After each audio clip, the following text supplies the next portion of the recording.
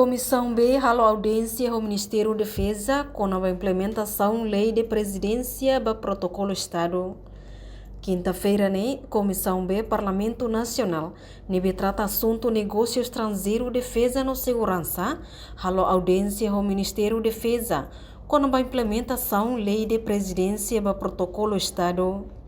Ministro da Defesa contra Almirante Donaciano da Costa Gomes alias Pedro Clamarfuig afirma e a proposta na defesa coloca valoriza a atuação e a ordem da presidência bele coloca militar sira hanesan ex-titulares ex-senfa generais no comandante componente sira.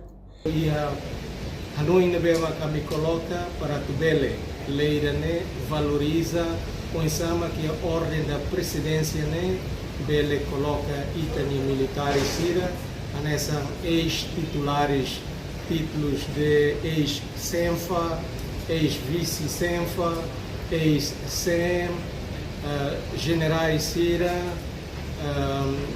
comandantes componentes sira mos bele reta fatem a ordem da presidência na bemaca adequada. Não temos a bele halua e a lei tem que abrangemos instituições balo, nessa Instituto de Defesa Nacional, minha diretor, ou oficiais superiores Ciracelo, na bemaca relevante e a estrutura FFDT e não é a me propõe para que a tubele harefi la fale leida tamba a leida e a possibilidade a tubele halo revisão. Mas bem, sugestão do Parlamento Nacional Comissão BNA, até te sempre bom, Ministério relevante no Ministério da Defesa, se apresenta a proposta de lei, vai ao Conselho de Ministros, para depois ele apresenta e passa e ele sai fala a proposta da revisão da lei, a lei da novembro da horas na Iadadau, Itabolo Lei número 4, 2024, a lei lei de precedência e protocolo do Estado.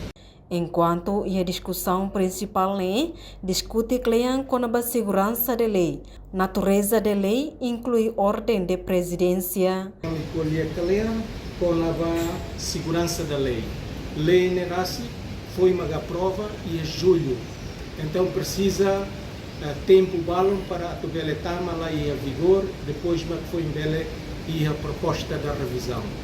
Para ir tempo a considera que está suficiente e a segurança da lei fulane suficiente para ver a proposta da segurança da revisão da lei para depois ver reforça a posição do Estado União em termos protocolar e tu fala que a natureza da lei União tem que definir de dia para depois ver o ensama que a bele diminui o caráter, o espírito leiniano,